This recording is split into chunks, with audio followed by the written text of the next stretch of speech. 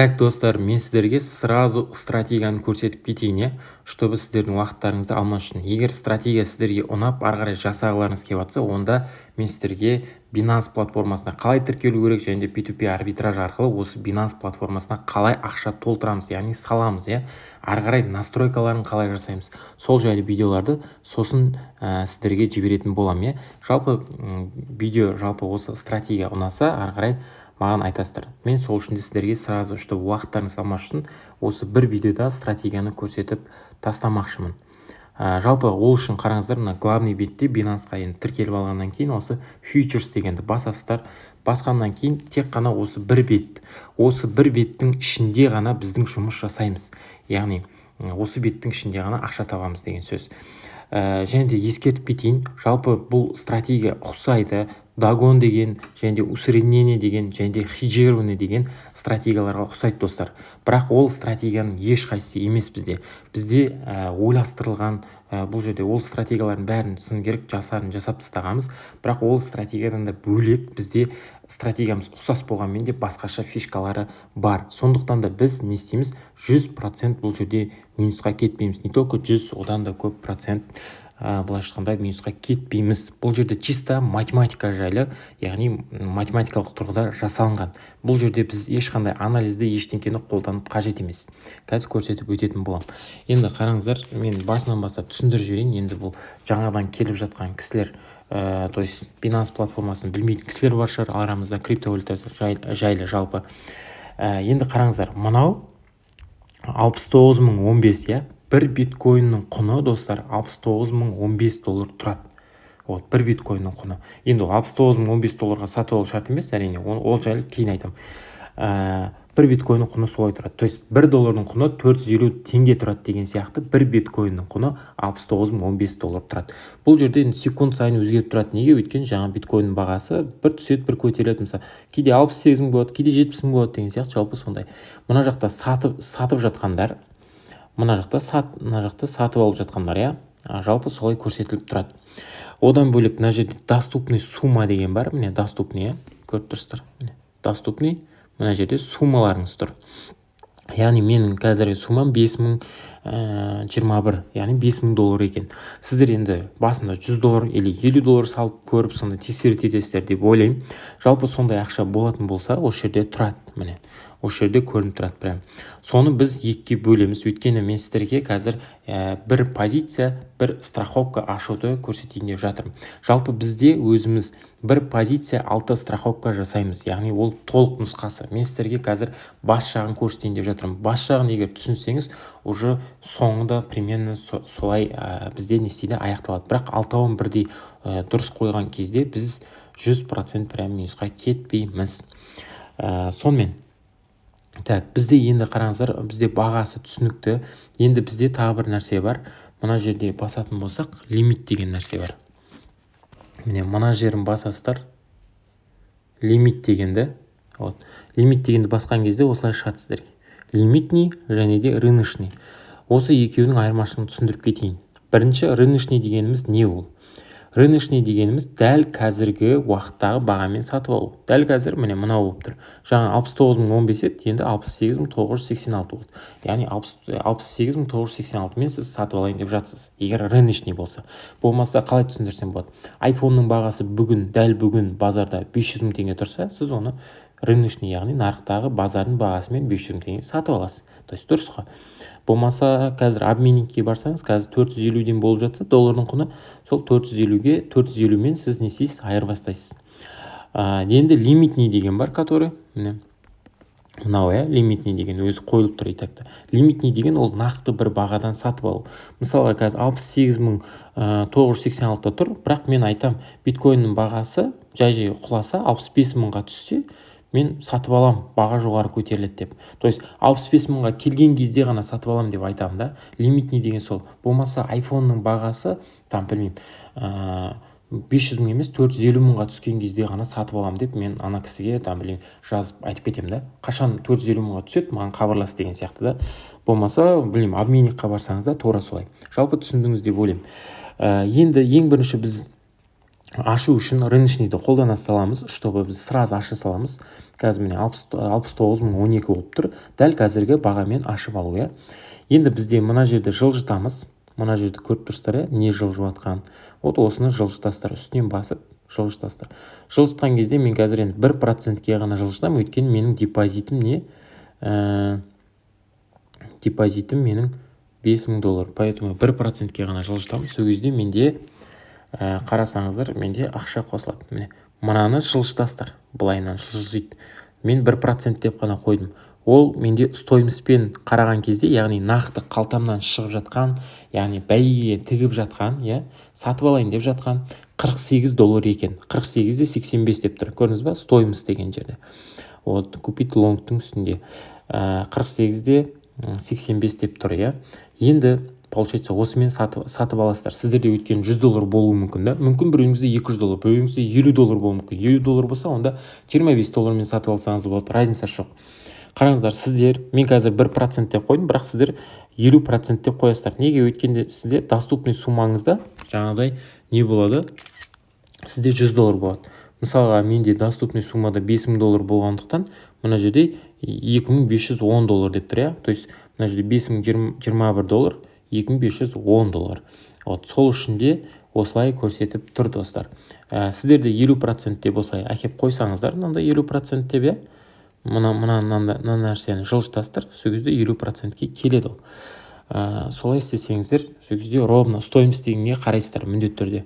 В общем, депозиттеріңіздің 50%-ін салып ашасыздар. Бірақ кеңес беремін, чтобы сіздер көрген кезде міндетті түрде $100-дан артық ақшаға көрмей-ақ қойыңыздар, достар. $50-50 жасай беріңіздер.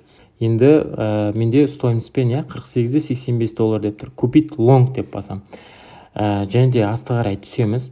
Түскен кезде бізде осы позиция деген дүниені ашамыз, Позиция деген дүние, осы позиция деген міндетті түрде басамыз, достар. Позицияны басқан кезде бізде мынандай маржа деген тұрады, осындай полный нәрсе тұрады, осылай ашылады бізде. Жалпы маржа бізде 85-де 35, яғни өзінің қандай да бір комиссиясын, басқа да дүниелерін алды, және де бізде 85-де 35 доллар, яғни ол біздің салып жатқан ақшамыз, достар. Осы жерде көрсетіліп тұрады. Және де бізде мына жерде 0,30% бізде пайда, ол ROI деген, және де PNL USDT деген, яғни біздің осы $48-мыздан $0.14 қазір бізде пайда беріп тұр.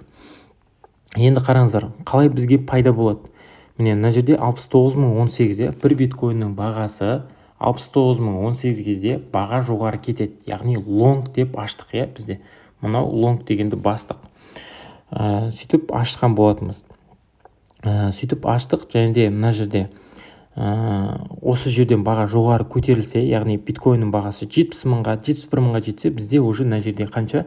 бір кетеді $40, $20 деген сияқты жалпы бізге не істейді? Пайда беріп тұрады.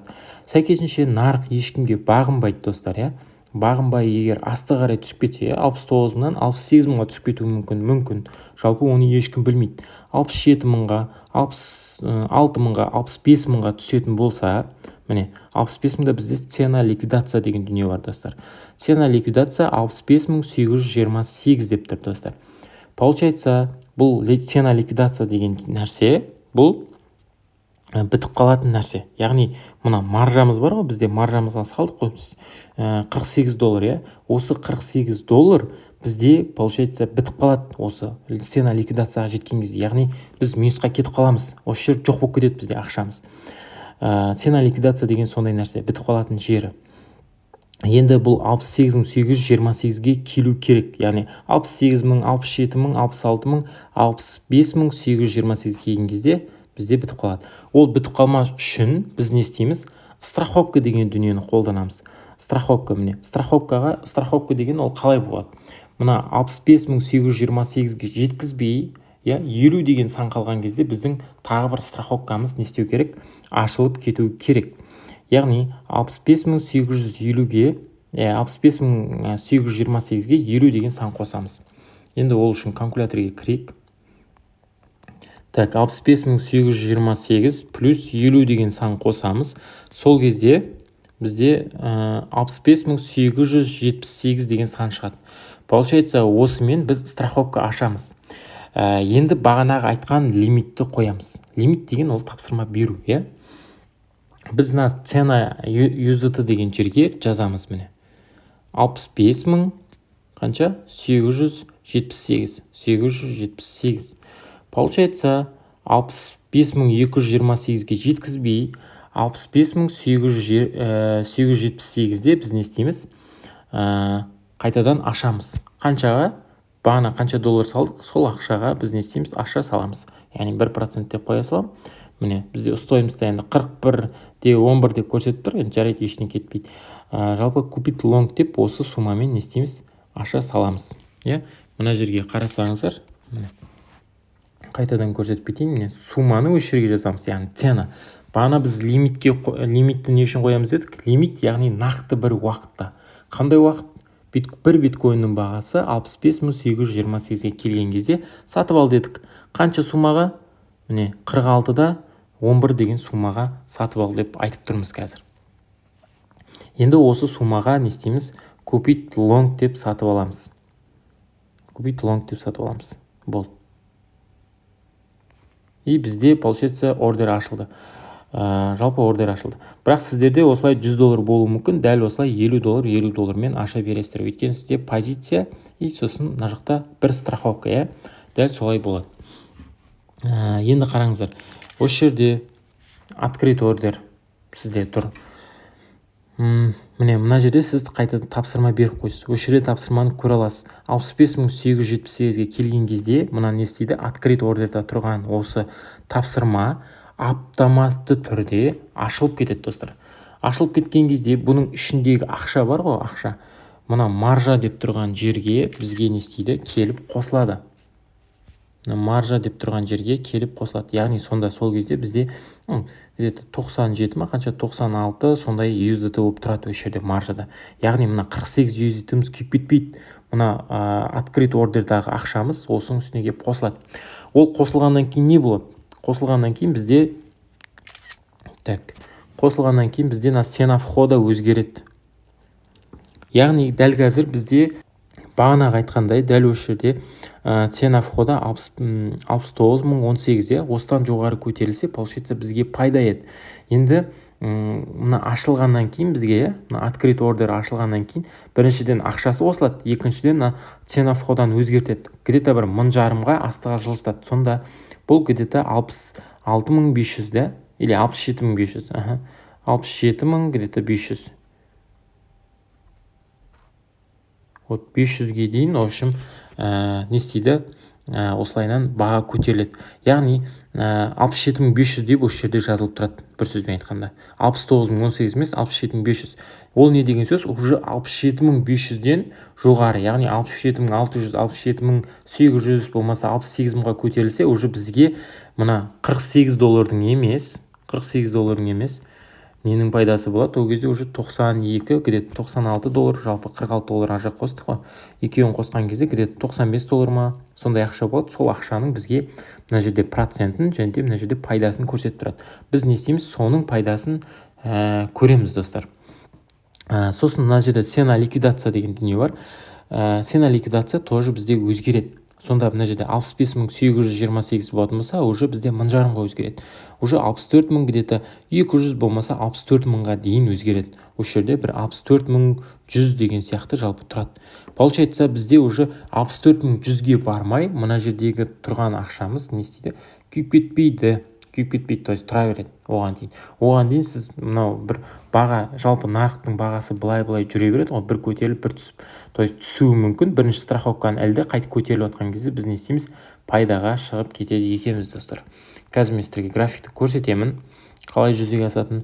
Жалпы бұл ликвидацияны біз не істейміз? Ұзартып кете береміз. Мен сіздерге жалпы қазір бір ғана страховканы көрсетіп жатырмын. Біз негізі дәл осындай 6 страховканы қолданамыз. Бір позиция 6 страховка. Сол кезде бізге қанша түссе де біз не істейміз? 100% минусқа кетпейміз.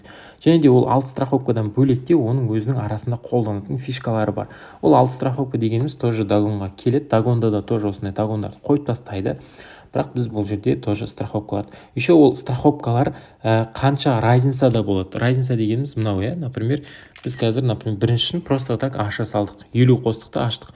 Бірақ осының бітетін жері бар, біткеннен кейін оның қайтадан ашылатын жері бар, мысалы бұдан кейін там 63 мыңнан ашамыз ба, 62 мыңнан ашамыз ба, и сосын қанша суммамен ашу керек деген сияқты да. Вот нақты сондай есептер, достар, ар жағы. Сол есептердің барлығын бізден егер қызық болатын болса, толық курсты алсаңыздар, біз сіздерге толықтай түсіндіріп көрсетіп береміз, достар. Және де қараңыздар, достар, мына жерде получается мынау жалпы нарық, достар. Бағалар былайынан всегда түседі, көтеріледі, түседі, көтеріледі, көрдіңіздер ма? Жалпы бізде елестетіңіздер, мына жерде біз позиция ашсақ, мына жерде уже біздің мына жерде бірінші страховкадан кішкене өтіп, қайтадан не істесе, мына жерде уже не бізде пайда деген сөз, дұрыс па? Так. Мысалға, мына жерде уже бізде пайдаға шығады деген сөз. Мына жерде өйткені бірінші страховка болды, бірінші страховкадан кішкене түсті, мына жерге келген кезде пайдаға шықты. Дәл осылай жүзеге асады. Егер сіздерге ары қарай қызық болатын болса, мысалға тағы түсіп кете беретін жағдайлар болса, егер ол кезде сіздерге 3-ші, 4-ші, 5-ші, 6-ші жалпы страховкалар сізге қажет болады. Егер арты қарай түсіп кете беретін болса. Жалпы осылай страховка деген осылай жұмыс жасайды, достар. Жалпы бұны былай түсіндірейін сіздерге.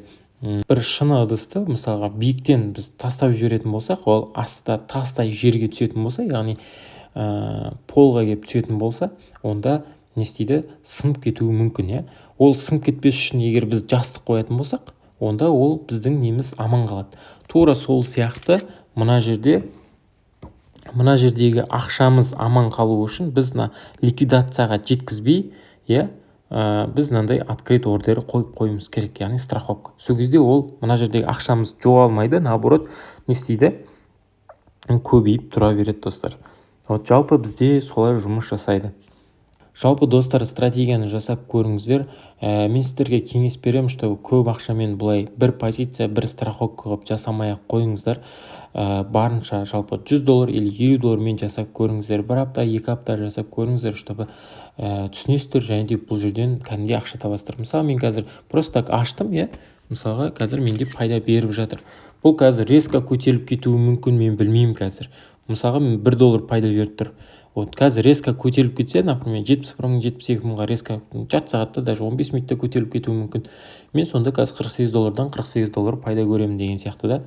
Вот. Бұл постоянно бүйтіп түсе бермеуі мүмкін да, то есть түсіп, жаңағыдай минусқа кетіп қала бермеуіңіз мүмкін, но анда-санда минусқа кетесіз бәрібір де. Бір страховканы қолданғанның арқасында, егер толықтай страховка қолданатын болсаңыз, онда минусқа точно кетпейсіз. Сіздер бір страховка қолданғандықтан, бағана айтқандай, аз суммамен жасаңыздар. Сол кезде жаңағыдай пайда көре бересіз. Мысалға, сіз мына жерде қазір $20-30 бір пайдамен жабатын болсаңыз, или $20 мен 3-4 рет, 5-6 рет жапқаннан кейін сізде уже $100-дан $100 уже пайда болып тұрады сізде. Одан кейін сөйтіп бір күні бірақ минусқа кетіп қалуыңыз мүмкін. Бірақ ол кезде не істейсіз? Тек қана $100 мен кіре бергендіктен осындай $100-ға немесе $50-ға минусқа кіріп кетуіңіз мүмкін. Бірақ одан кейін ол мысалға нарық анда-санда осылай қатты бір қозғалады десем болады. Нарық осындай қатты бір қозғалады, бірақ көп жағдайда не істейді? Нарық бүйтіп қатты қозғалады осылайын. Сол кездерде сіздер осы бір страховкамен минусқа кетіп қалуларыңыз мүмкін. Бұлай жай күндері осылай жүрсе, сіздер ешқандай минусқа кетпейсіздер, достар. Жалпы стратегия деген осы. Егер сіздерге ары қарай қызық болатын болса, онда жекеге жазыңыздар. Мен сіздерге толықтай видеолар жіберем, және де егер курс алам дейтін болсаңыздар, тоже жекеге жазсаңыздар болады. Біз сіздерге толықтай ұсынамыз. Жалпы бұған ақша салып, егер ал страховканы қойған кезде, сіздер былай айтқанда миларыңызды қатырмай, көп спокойно ақша табуға болады десем болады. Рисксіз ақша табуға болады. Жалпы сіздер дәл қазір осы стратегияны жасап көргілеріңіз келіп жатса, Binance платформасына тіркелмеген болсаңыз, онда маған бір санын жіберіңіз. Мен сізге Binance платформасына қалай тіркелу керек, және де осыған настройканы қалай жасау керек, сол видеолардың барлығын жіберетін боламын. Жақсы, сау болыңыздар.